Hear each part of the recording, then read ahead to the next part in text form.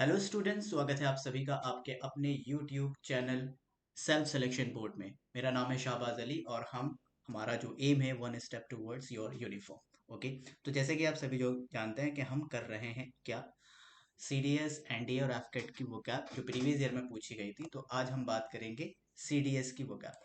CDS की vocab paper 1 होगा और 21 यानी 2021 के अंदर जो वोकैब पूछी गई थी, आज हम उसके बारे में डिस्कशन करते हैं। ठीक है, सबसे पहले हम करेंगे synonyms.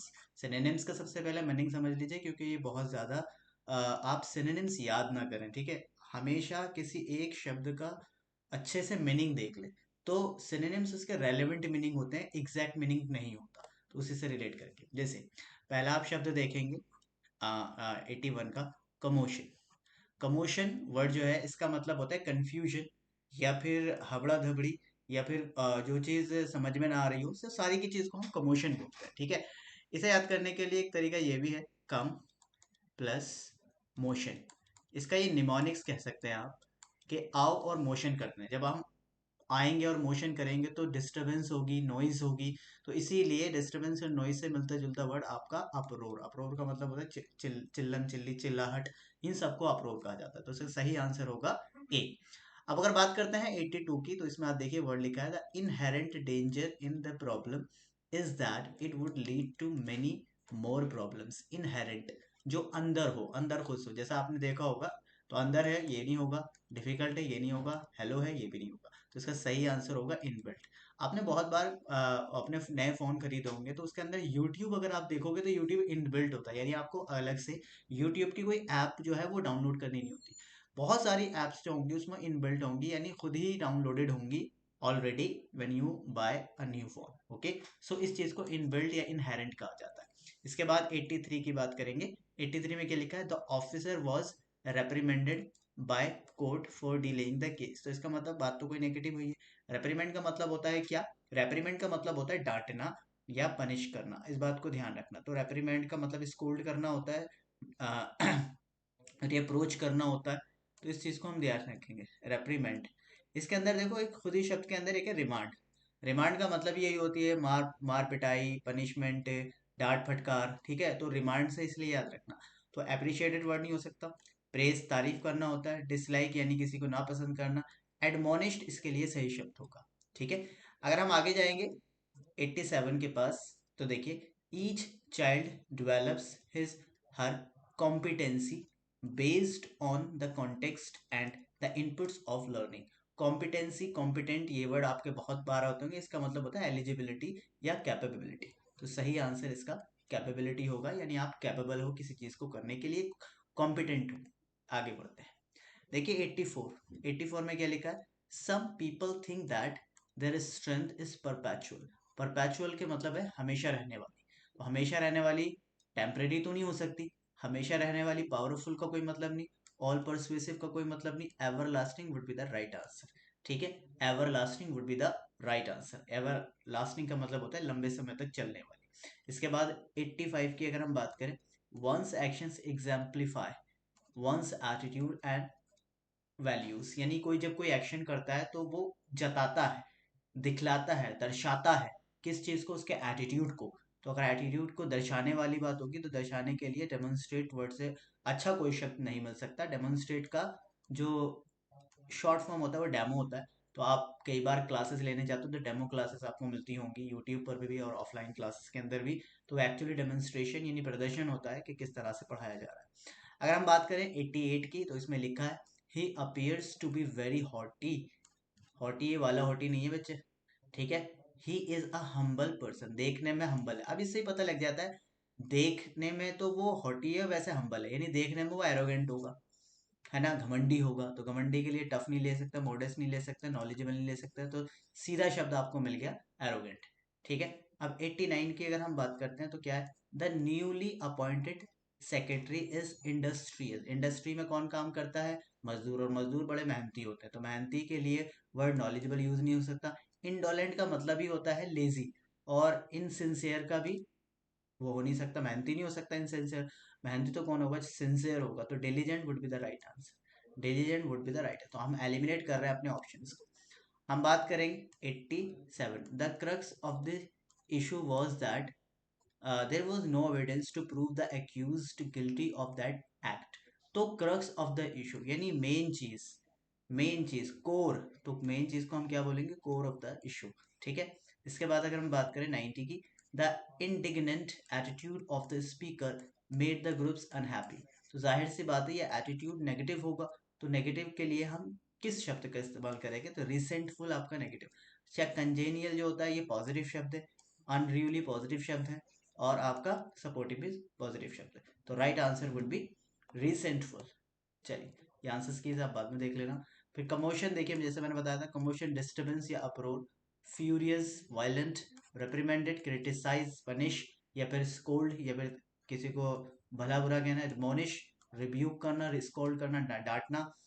Hello, honours as holy as saint, competency, capability, exemplify, किसी चीज को डेमोन्स्ट्रेट या शो करना। ठीक है।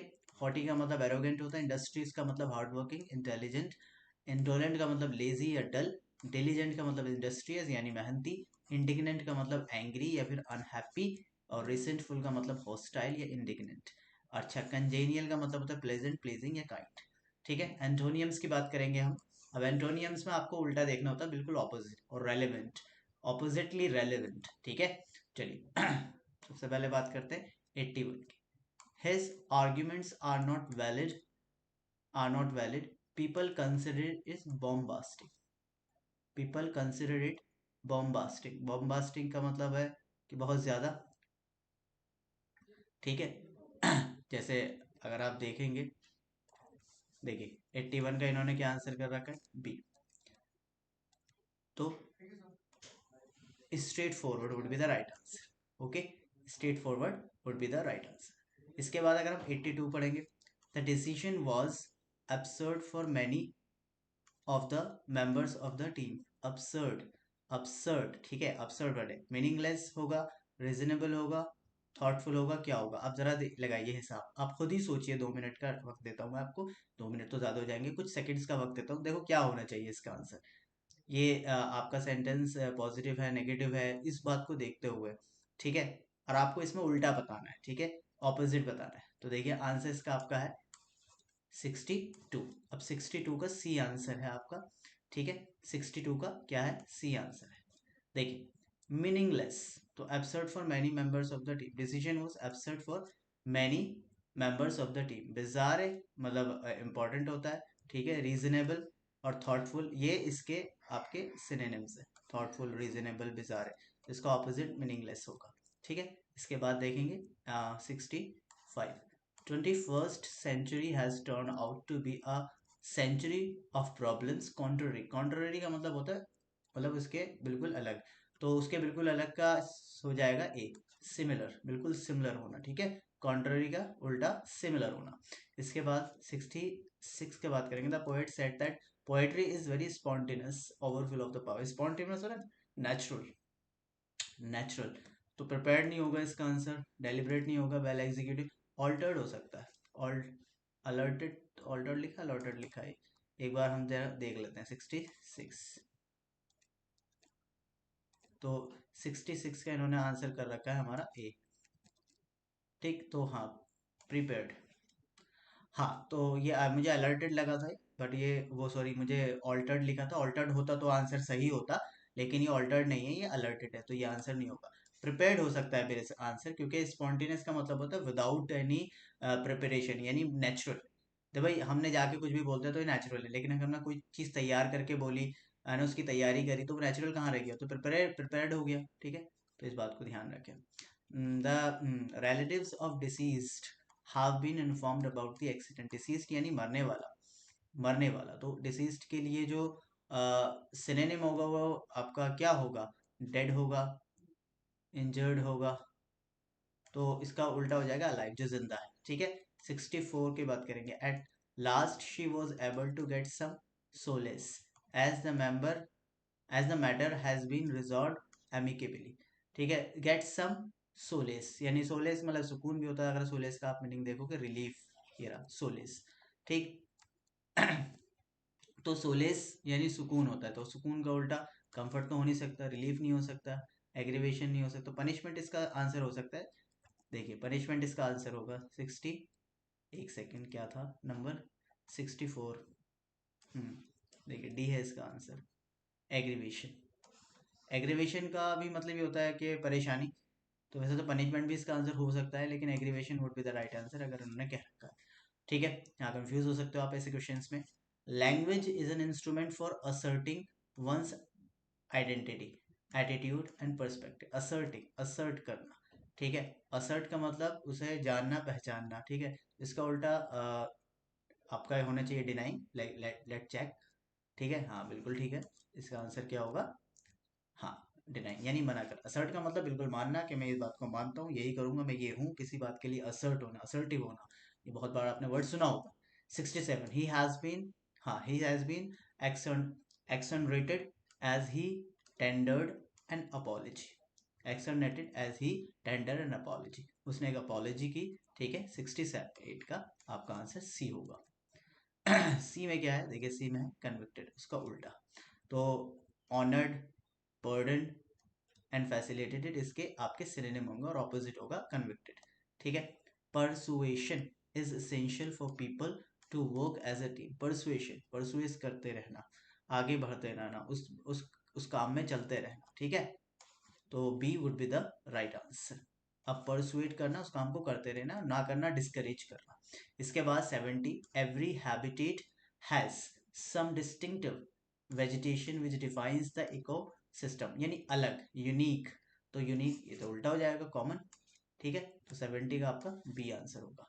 ठीक है जी, तो देखिए हमारे पास जो वर्ड आए थे, बॉम्बेस्टिक होता है टॉकेटिव, वर्बोस यानी बात करने वाला।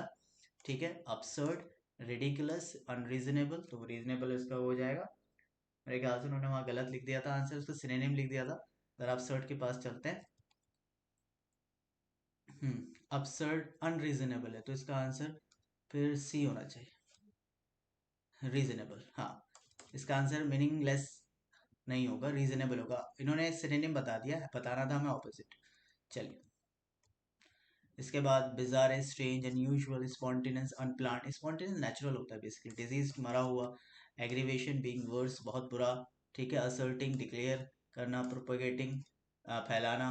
ठीक है, एक्सटर्नेटेड का मतलब होता है एब्सॉल्व, एक्विट, परसुएशन, इनकरेजमेंट करना। कोई मेरे ख्याल से कुछ छूटा तो नहीं है? नहीं, कुछ नहीं छूटा। Well, very nice.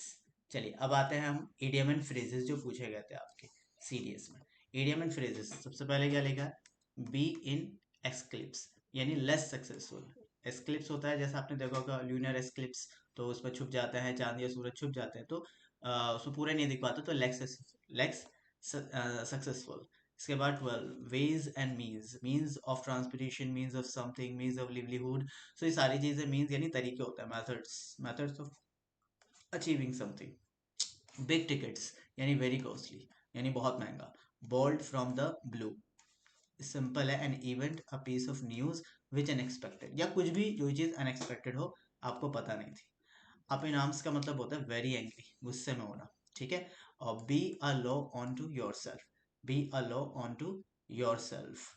ठीक, जैसे बिहेव अनकन्वेंशनल और unproductive, abide by the law and order, ask others to follow the law, create law and order for others. अब देखिए 16 का जो उन्होंने आंसर लगाया है वो ए लगाया, और होना भी चाहिए क्या? ए ही। हाँ, behave unconventional and unpredictable, be a law on to yourself. ठीक है, कानून, खुद कानून बन जाना। आइए स्पीक। ठीक है, तो अपने आप को क्लीन रखना, नीट। ठीक है, रन वाइल्ड, बिना कंट्रोल के चलना। To grow without control. ठीक है, विंड डाउन, शांत हो जाना। To relax after a period of activity. ठीक, मेलो आउट, मेलो आउट का मतलब क्या होता है? टू फील बैड अबाउट, एक बार से चेक कर लेते हैं, मैं कभी भूल जाता हूँ। सी है इसका, हाँ, एंजॉय होना, मेलो। मेलो ड्रामा सुना होगा ना, enjoy one self without doing much, अपने आप को एंजॉय करना। वेल राइट, जय Hind, thank you so much for watching this video. मिलते हैं अगली वीडियो में।